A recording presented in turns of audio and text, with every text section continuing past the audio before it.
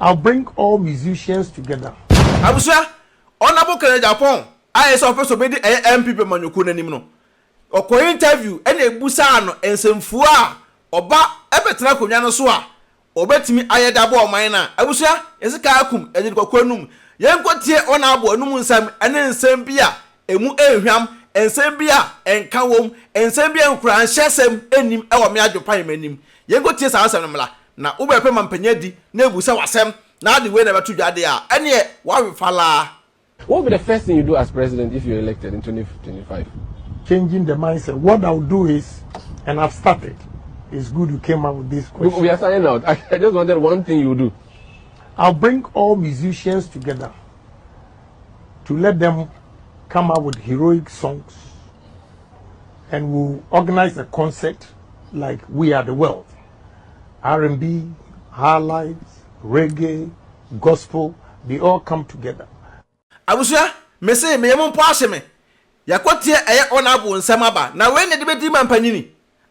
Anu tam say MP Manyoko no, yenhye amanyoko no because ese amanyoko ne delete free system nim. Because MPP pa na bedi so dia na ese ton man Ghana no. Say MPP we na honorable wo so bedi mampanyin pa da ese ton na adwene we na dan wutirim.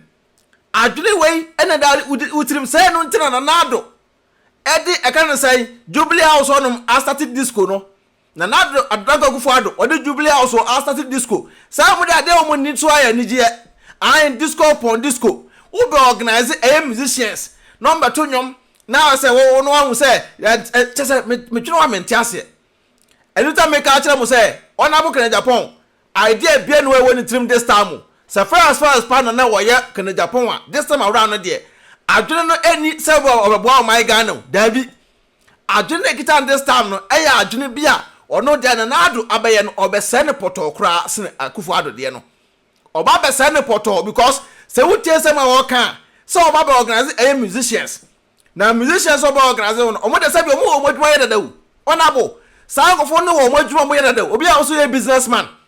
Obi a wo ye businessman pa na ye busa wa asem a Ubetina kunya no so a ubetu aye da bo man Ghana hwa asema woka abusua maka kire mo se me adwempan ne me kanfo ade a enye wo ye platform so da me si MP Manyoko no yen delete omo free system num Ghana man no omuntim wa Ghana tiensem bia onabo abetina bonta a okeka tiensem bia okeka anu tam se John Mahama yes an ko twa pa no enfa no mla Mahama na betu asan bo ko Mahama metro me ka se me ko organize musicians na me the musicians no ye nyina kwotena baabi na ma wo say we de nyomo ba foreign songs we de ba eno embo man no me ka kire mo because Ghana musicians na ngasa no odo bie no omontem odo eni omontem omontimi nya ade emfa mo o ngasa ayonko ahoye akodale omumu sa ahoye na akodale omumu na wo na bo o side Ghana ska ebe pushi omo wo side Ghana ska ebe organize na youth no moto aba ma wo no omo do mo bre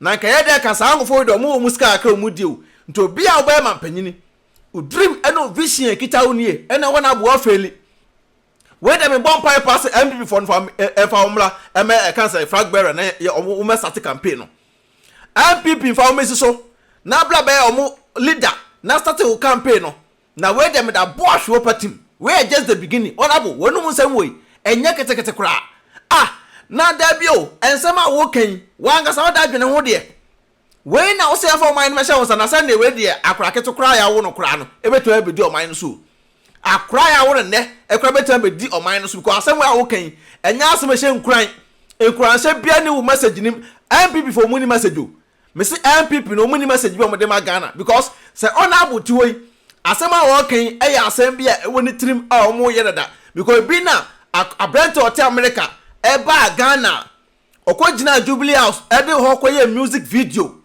sa nyoma we e wa Akufuado trim sa nyoma we e wa Alankash trim sa nyoma we e wa Baumia trim sa nyoma we e na Agyapong akwatena akoka no sa nkofo we sei si enyo mo amfiri akonya no so na ye ma omo chance esa betena so biem dia Ghana man no omoton Ghana man no because ensem a MPP e betena so mo kanyina no e no mfa nko a no mfa nko a ade bia no empunto wo mu se e be boa Ghana youth no because sabi obi a se ono no obetena so a opese nto ba ma no vision say ya was mbaba organize musicians na wona abo na wo ye kan say senior prefect e wo nwumu ana say wa ngasa enwum no wo pese wo de nwum bedi oman no so na oman na ngasa no say be kwa disco nko oman no kwa ye ni JBS kanim da bia na awreho ene wom yenko tie nwum yenko da ntina za wo da oba officer wo nko onya hwe wo sole a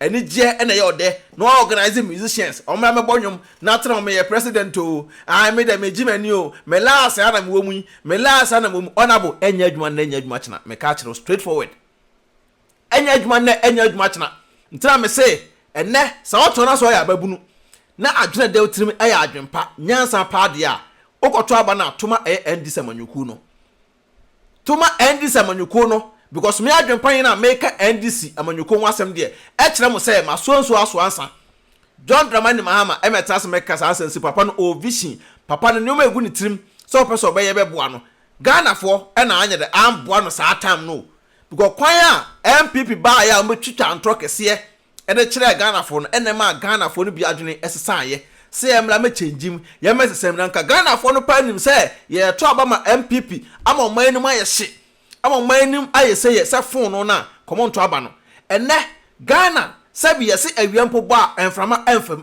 se awiabo manim a enframa enfam so enka na tete na NDC te so no na awiabo na enframa nam se ho na enframa papa ene namu nye na MPP abatena so ama Ghana aye bare Ghana aye den na omo de enjoyment na omo enjoy na obi aka na Agyapong wo be mampanya di bensem akeka shansem we na de bedi oman so sa pirolo agrowe ena mu de busa e ya ade ani nyan mesremo mokoto aba momo ni nya de ena ho na mo to aba pa e ma e ND samanyuku no na Ghana 2025 ye metena ase ensan enfansempa e me peso ma NDC fo na omuti mu man ni na ho nto na mesome ho nya de mesome ho nto because ese praye wo hoyi wi ba akọ ebu okabo mu a emu edini adwenpan ne bo so ameka fo tap send e da ma tap age medi ko maso yasa person send sky from no ne ediko Ghana tap app na meka for da ma o first time use app na be hia promo code adwenpan ne no obagu benya discount kama nyame boss ro boss ase won shiram onto kwanem ye pe better Ghana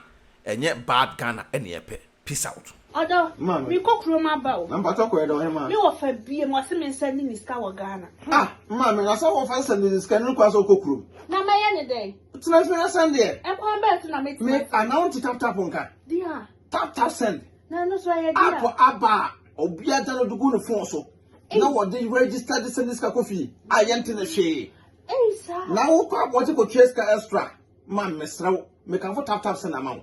So you so iPhone and also betam no app store no download the go phone so Android phone so no Google Play no download the go phone so mesrew and I will send this so mesrew o first transaction be no we so wo hia promo code no so ba adwempahene adwempahene e da go yes ntimpacho wo bogu a wo Europe kwa da wo benya €5 free before the some party for some can tap send e da ma wo America so Canada dia mama $10 to miss now men have oba ho for say enkwa bontin obi akoso pe mpacho u biara no na eko some kwa bontin de ma download this see atena fie mpacho na relax na won se mpie kwa bontin bi mi hu say me kwa bontin mama na ade a am de krompo ni say first one no su credit card nko ma ene de tap Paul amante mo se dikanfo obehu ye mobo wo se unsu normal bank card utimi de register SMS ka kofi asem